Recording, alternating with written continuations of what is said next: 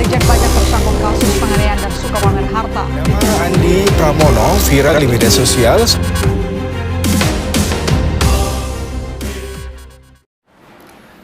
Assalamualaikum warahmatullahi wabarakatuh. Waalaikumsalam. Pada kesempatan sore hari ini, pada tanggal 10 Maret 2023, HMJ Publik perdana mengadakan kajian publik yang pertama kalinya. Dan nanti kedepannya kita juga akan membahas topik atau perbincangan-perbincangan yang sangat seru, tentunya dengan tema ataupun permasalahan yang sedang hits saat ini. Nah, di samping saya sudah ada Pak Firdaus. Ya, mungkin teman-teman penasaran kita mau bahas apa ini, Pak. Nah, di sini kita akan ngebahas tentang pejabat pajak yang ajaib. Nah, kenapa ajaib? Nah, tentunya teman-teman harus simak video ini dari awal hingga akhir nanti, seperti itu. Nah, tentunya kemarin yang sedang hits atau yang booming itu mengenai tentang kasus pejabat pajak. Ya, nah seperti apa nanti kejelasannya tetap tonton videonya. Sebelum itu mungkin Pak Firdaus boleh memperkenalkan diri kali ya. Oke, udah Pak Firdaus silakan. Boleh, terima kasih. Baik kawan-kawan, ini acara perdana yang dikatakan oleh Ketua HMJ Publik saat ini ya. Ini acara sebetulnya hasil daripada ide kita di obrol-obrol santai ya. Tempo-tempo dulu entah dari zaman kapan, baru terrealisasi sekarang. Pada prinsipnya HMJ Publik menjadi inisiator pertama kampus Institut Setiami mengadakan namanya kajian publik. Jadi lembaga kajian publik ini sifatnya adalah terbuka, tempatnya bisa di mana saja, namun koridor yang perlu dihadirkan adalah masih lingkungan kampus tercinta kita. Terserah nanti HMJ Publik akan ada di mana terserah.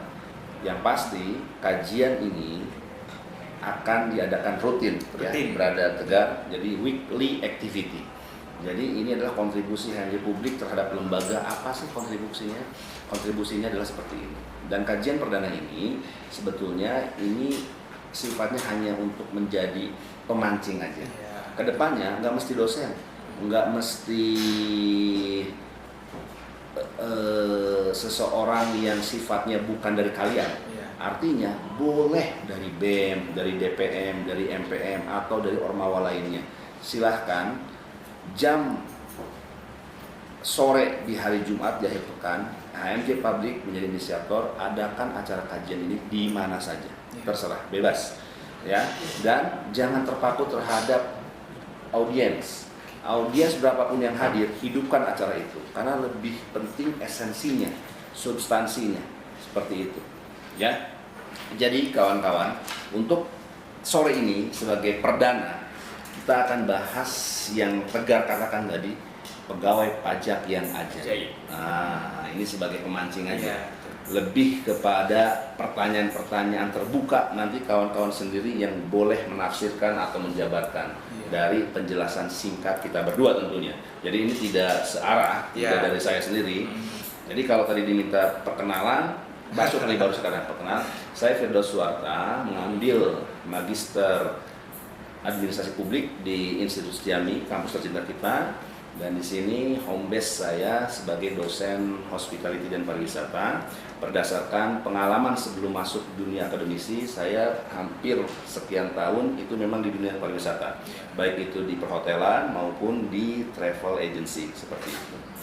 Jadi berada Tegar, untuk mengawali kajian pertama kita, mari kita diskusi sebagai langkah awal HMJ Publik membuka lembaga kajian publik HMJ, Himpunan Mahasiswa Jurusan Publik.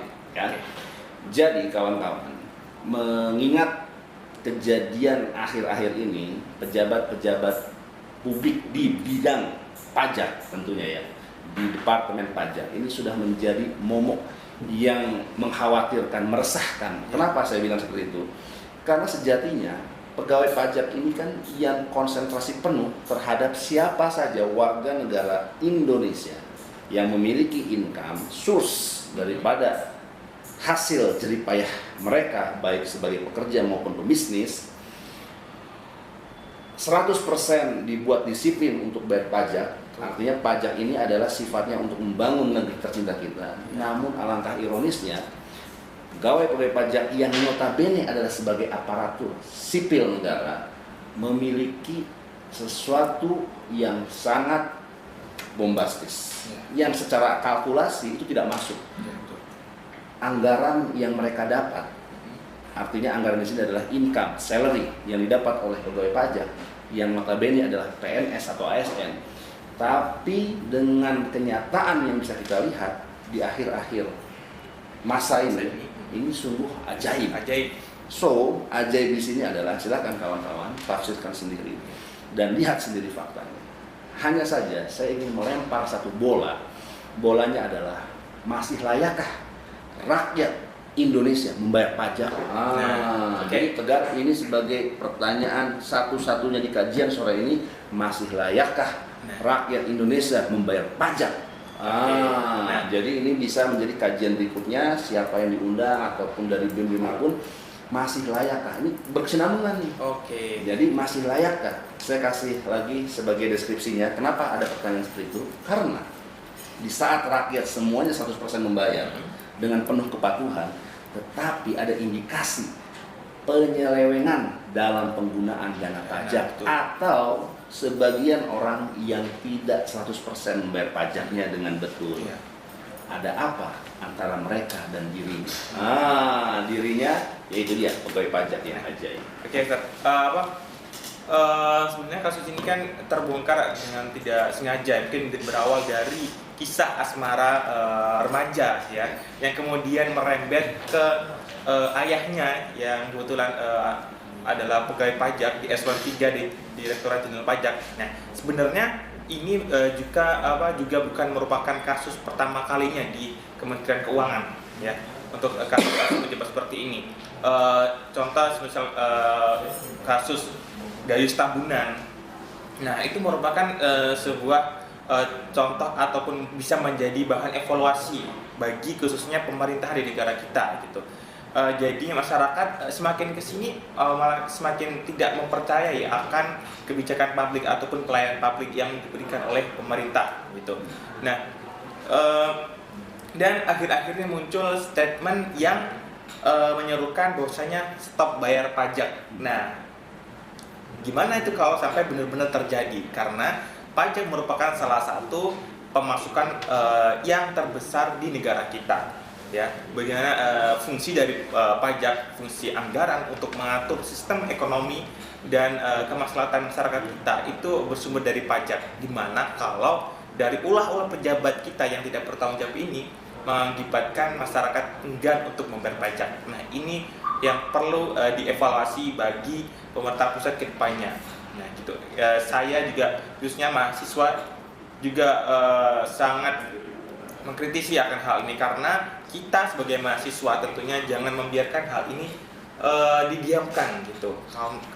Karena menurut saya kalau hal ini didiamkan, kita sebagai mahasiswa tidak andil ikut campur ya, tidak ikut mengkritisi apabila terjadi penyelewengan, maka pemerintah di atas sana itu juga akan merasa bahwasanya dia tidak ada yang menegur seperti itulah. Jadi guys, ini adalah perdana sekali lagi.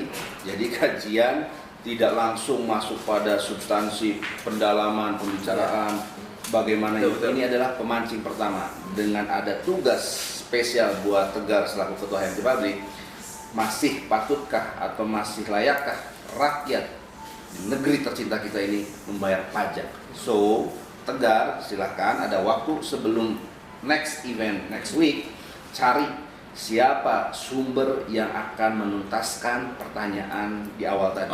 Masih patutkah, layakkah rakyat di negeri tercinta ini membayar pajak?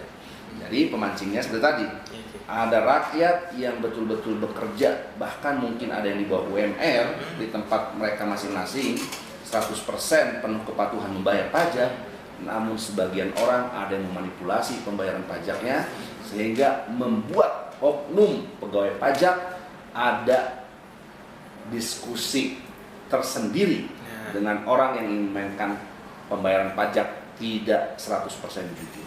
Nah, So, ada kedua belah pihak yang sama-sama diuntungkan, hanya saja beda ininya, beda komposisinya. ya. Sebagian membayar tidak 100%, artinya low daripada semestinya. Sebagian yang mestinya hanya dapat salary sekian mendapatkan up, income dia increase, tapi tidak dengan cara yang pas. Ya. Gitu ya. Dengan adanya diskusi ini nanti juga bisa mengedukasi teman-teman semuanya, bahkan masyarakat luas ya Pak. Nah seperti itu. Mungkin teman-teman buat apa sih bayar pajak, nanti ujung-ujungnya dikorupsi. Nah gitu. Itu kita sebagai generasi juga mengantisipasi hal itu. Tapi di sisi lain kita juga mengantisipasi bahwasanya ada pejabat-pejabat yang melakukan tindak pidana korupsi. Nah itu. Nah mungkin dari Kak Firdaus ada tambahan lagi Pak? Sekian saja. Jadi tugas khusus daripada sore ini buat Tegar dan kawan-kawan Republik, cari yang kompeten di bidang perpajakan ini. Tentunya silakan, mau profesional, mau aktivis internal kita, karena aktivis-aktivis di Setiami itu sudah punya nama di luar sana. Jadi kawan-kawan, untuk keluarga besar Setiami, kalian patut berbangga diri. Kegiatan ormawa-ormawa kita memiliki nama yang harum di luar kampus kita. Hanya saja kita minim dalam hal memviralkan, mempublish. Jadi saat ini tidak ada lagi malu-malu dalam hal yang positif. Selalu viralkan, selalu publish dan posting. Oke. Nah, mungkin juga tidak banyak yang kita bahas pada diskusi kali ini ya Pak. Nanti tentunya kita akan kembali hadir dengan tayangan-tayangan dengan topik yang tidak jauh berbeda, jadi satu dengan lain berurutan gitu. Ya. Nah, betul sekali disampaikan Pak Firdaus tadi, bahwasanya kita sebagai mahasiswa itu juga harus bisa memberikan dampak yang positif kepada masyarakat, sebagaimana salah satu peran mahasiswa yang sangat penting ya, karena sebagai agen of change, agen perubahan bagi masa depan gitu. Indonesia bisa dilihat masa depannya dari masa muda, dari generasi mudanya saat ini. Ketika generasi mudanya saat ini dilihat bobrok ya, masa pemudanya tidak tahu mengenai hal-hal yang di istilahnya di pendidikan, atau generasi mudanya acuh terhadap bangsanya sendiri, maka dipastikan 10-20 tahun insya pasti akan tinggal namanya saja gitu. Nah, dan nanti kedepannya kita pasti akan seperti yang Pak Firdaus katakan tadi, di sini kita juga tidak mengundang materi hanya dosen ataupun siapa, tapi kita juga akan mengadakan pemateri bisa dari mahasiswa Setiami sendiri, ya, dari internal HMJ Publik sendiri, dari badan eksekutif mahasiswa atau presiden mahasiswa. Nah, itu kita ajak diskusi di sini sebagai mana mahasiswa semestinya juga harus kritis dan jangan tutup mata lah seperti adanya kasus ataupun kajian seperti ini. Nah, seperti itu. Oke, mungkin untuk menutup diskusi kita pada sore kali ini, mungkin kurang lebihnya itu yang dapat saya sampaikan. Mungkin Pak Firdaus ada sedikit tambahan ataupun closing untuk menutupi video kali ini. Satu kata aja, salam perubahan. Salam perubahan. Oke. Saya akhiri. Wassalamualaikum warahmatullahi wabarakatuh. Waalaikumsalam.